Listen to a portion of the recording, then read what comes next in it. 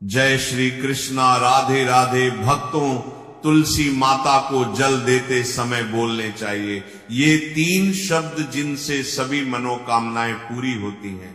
हम आज के प्रवचन में जानेंगे कि तुलसी माता को जल देते वक्त कौन से शब्द बोलने चाहिए।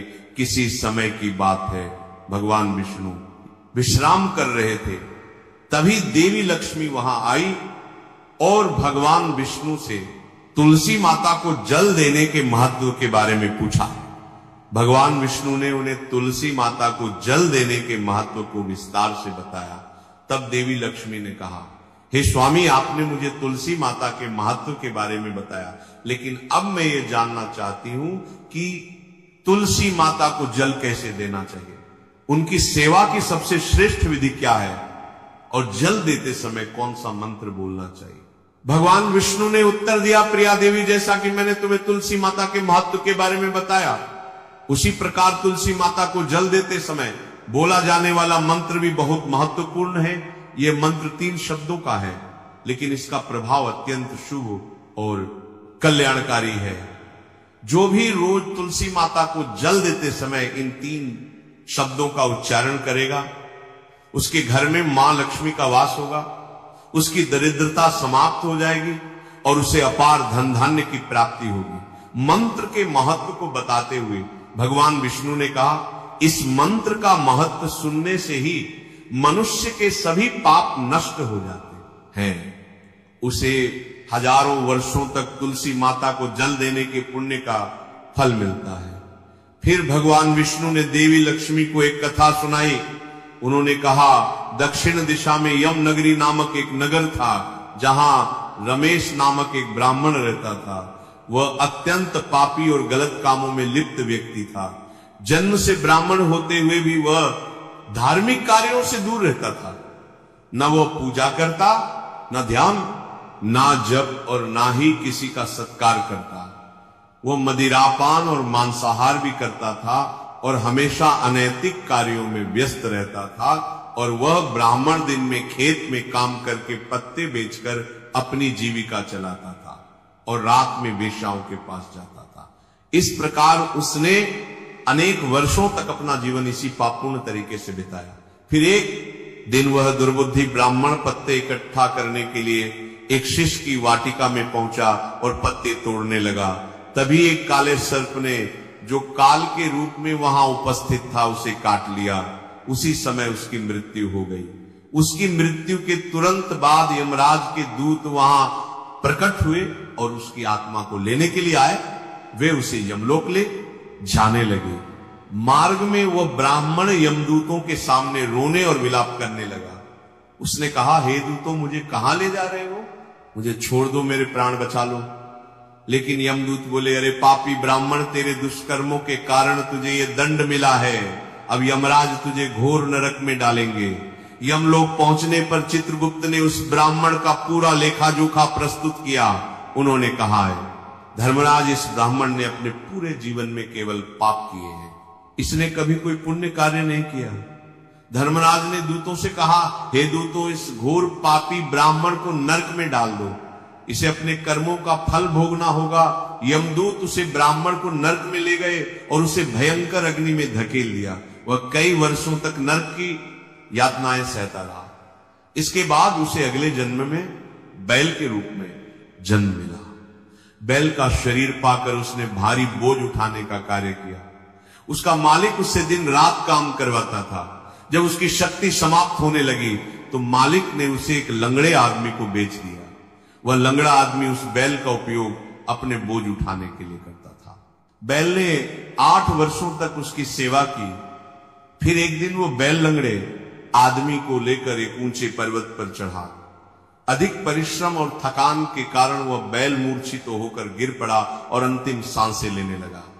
वहां खड़े लोगों को उस बैल पर दया आ गई। उन्होंने उसके मुख में पानी डालने का प्रयास किया। उसी वे में एक पुण्यात्मा व्यक्ति भी था। उसने अपने पुण्य का थोड़ा सा भाग उस बैल को दे दिया। इसे देखकर अन्य लोगों ने भी अपने अपने पुण्य उसे देना शुरू कर दिया। उसी वे में एक वेश्या भी थी। सभी अपना पुण्य उस बैल को देकर उसका उद्धार करने का प्रयास कर रहे थे। ये देखकर उस वेश्या ने भी अपना पुण्य उस बैल को दे दिया। कुछ देर बाद उस बैल की मृत्यु हो गई। फिर उस स्थान पर यमदूत आए और उस बैल के शरीर से उस ब्राह्मण की आत्मा को निकालकर यमलोक ले गए। यमलोक पहुंचने पर उसे यमदेव के सामने प्रस्तुत किया गया। चित्रगुप्त ने जब उसका लेखा जोखा देखा तो वे चकित रह गए। वेश्या के द्वारा दिए गए पुण्य के कारण उसके सभी जन्मों के पाप नष्ट हो चुके थे। यमदेव ने कहा, हे ब्राह्मण, उस वेश्या ने तुझे अपना पुण्य देकर तुझ पर बड़ा उपकार किया है। उसी के पुण्य के प्रभाव से तुम्हारे सभी पाप नष्ट हो गए, इसीलिए अब तुम्हें फिर से मनुष्य जन्म प्राप्त होगा। इस प्रकार वो ब्राह्मण पृथ्वी पर एक उत्तम ब्राह्मण कुल में जन्म लेता है। उस महापुण्य के प्रभाव से उसे अपने पूर्व जन्म की सारी बातें याद आने लगती हैं। जब वो बड़ा होता है तो उसे ध्यान आता है कि पिछले जन्म में जब वह बैल था तब एक वेश्या ने उसे अपना पुण्य दिया था। उसके मन में उस वेश्या के बारे में जानने की उत्सुकता जागती है। वह वेश्या का पता लगाकर उसके नगर में पहुंचता है। वहां वह वेश्या जो अब बूढ़ी हो चुकी थी उसे मिल जाती है। वह ब्राह्मण उसके सामने जाकर बार बार प्रणाम करता है और धन्यवाद देने लगता है। वेश्या उससे पूछती है, हे ब्राह्मण श्रेष्ठ, आप कौन हैं और किस कारण मुझे धन्यवाद दे रहे हैं? मैंने आपका कौन सा कार्य किया है जिसके लिए आप मुझे नमस्कार कर रहे हैं? तब ब्राह्मण कहता है, हे मां, मैं वही बैल हूं जिसे तुमने अपना पुण्य देकर जीवन दान दिया था। अपने पाप कर्मों के कारण मुझे पिछले जन्म में बैल बनना पड़ा। उस पर्वत पर जब मैं अंतिम सांसें ले रहा था तब तुमने अपना पुण्य मुझे दे दिया था। उसी पुण्य के प्रभाव से ही आज मुझे फिर से मनुष्य जन्म मिला है और अपने पूर्व जन्म की सारी बातें याद है। किंतु हे मां, मैं यहां ये जानने आया हूं कि तुमने मुझे कौन सा पुण्य दिया था जिससे मेरे सभी पाप नष्ट हो गए। मैं उस पुण्य के बारे में जानना चाहता हूं। तब वेश्या ने कहा, हे ब्राह्मण श्रेष्ठ, मैंने तो अपने जीवन में कोई पुण्य का कार्य नहीं किया है, पर मेरे घर में एक तोता है जो पिंजरे में रहकर हमेशा कुछ बोलता रहता है, जिसे सुनकर मेरा अंतःकरण पवित्र हो गया। वही मंत्र मैंने आपको पुण्य स्वरूप दान किया। फिर वह वैश्य और ब्राह्मण उस तोते के पास गए और उससे पूछने लगे, हे सुख, तुम कौन सा मंत्र बोलते हो जिससे हमारे जीवन का उद्धार हुआ? ये मंत्र तुम्हें किसने सिखाया और इसका क्या अर्थ है? तब उस तोते ने अपने पूर्व जन्म का वृतांत सुनाना शुरू किया। वह बोला, हे ब्राह्मण श्रेष्ठ, पिछले जन्म में मैं एक ब्राह्मण था। मुझे अपने ज्ञान का बहुत घमंड था। मैंने कभी गुरुजनों का सम्मान नहीं किया, बल्कि उनका बार बार अपमान किया। अपने अहंकार के कारण मेरा स्वभाव क्रोधी और द्वेषपूर्ण हो गया। मैं सभी को तुच्छ समझने लगा और विद्वानों का भी अपमान करता था। कालांतर में मेरी मृत्यु हो गई और मुझे यमलोक ले जाया गया। पूज्य व्यक्तियों और गुरुजनों का अपमान करने के कारण मुझे तोते के कुल में जन्म लेना पड़ा। तोते के रूप में जन्म लेने के बाद छोटी अवस्था में ही मेरे माता पिता का साथ छूट गया। मैं अकेला पेड़ की डाल पर बैठकर रो रहा था। तभी कुछ मुनि उस मार्ग से जा रहे थे। उन्होंने मेरी दयनीय स्थिति देखी और मुझे अपने आश्रम ले आए। आश्रम में उन मुनियों ने मुझे एक सुंदर पिंजरे में रखा और मेरी देखभाल की। वे मुझे प्रतिदिन भोजन कराते और मुझसे स्नेह करते थे। उस आश्रम में वे उनकी पत्नियां और बच्चे प्रतिदिन तुलसी के पौधे को जल अर्पित करते और एक मंत्र का जाप करते थे। उनके मुख से बार बार मंत्र सुनकर मैंने उसे याद कर लिया। तब से मैं उसी मंत्र का जाप करता हूं। इस मंत्र के प्रभाव से मेरे जीवन में सकारात्मक बदलाव आने लगे। मुझे अपने कर्मों का पश्चाताप हुआ और मेरी मृत्यु भी टल गई। मेरी आयु 100 वर्ष हो गई और इतने वर्षों तक मैं जीवित रहा। एक दिन रात के समय एक चोर उस आश्रम में आया और मुझे वहां से चुरा लिया। बाद में इस वेश्या ने उस चोर से मुझे खरीद लिया। वेश्या के घर आने के बाद भी मैं वही मंत्र बोलता रहा। इस मंत्र को सुनकर इस वेश्या का अंतःकरण पवित्र हो गया। उसने अपना पुराना जीवन सोचकर भगवान विष्णु की भक्ति करनी शुरू कर दी। हे ब्राह्मण देव, इसी मंत्र के प्रभाव से मेरे और उस वेश्या के सभी पाप नष्ट हो गए। यही मंत्र आपको भी पाप मुक्त कर चुका है। इस प्रकार तोते ने उस ब्राह्मण और वेश्या को पूरा वृतांत सुना दिया। यह सुनकर ब्राह्मण और वैश्या दोनों बहुत प्रसन्न हुए। उन्होंने तय किया कि अब वे प्रतिदिन तुलसी मां को जल अर्पित करेंगे और उस मंत्र का जप करेंगे। कुछ समय बाद उस ब्राह्मण, वेश्या और तोते ने मंत्र के प्रभाव से दिव्य विमान में बैठकर विष्णु लोक की यात्रा की।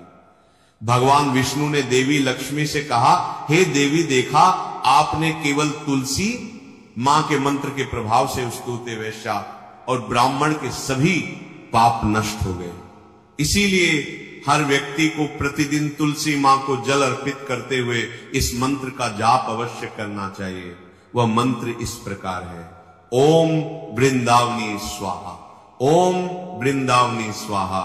जो स्त्री प्रतिदिन तुलसी मां के साथ माने इस मंत्र का उच्चारण करेगी वह सौभाग्यशाली बनेगी। जो पुरुष इसका जप करेगा उसे अक्षय धन की प्राप्ति होगी।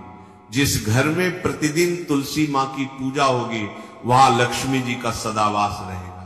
तुलसी मां का ये मंत्र फलदायी और सिद्धियों को प्रदान करने वाला है। स्त्रियों को स्नान के बाद बाल बांधकर मांग में सिंदूर लगाकर तुलसी मां को जल चढ़ाना चाहिए।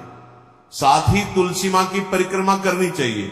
शाम के समय तुलसी मां के पास दीपक जलाने से घर में सुख समृद्धि आती है। भगवान विष्णु की पूजा तुलसी मां के बिना अधूरी है।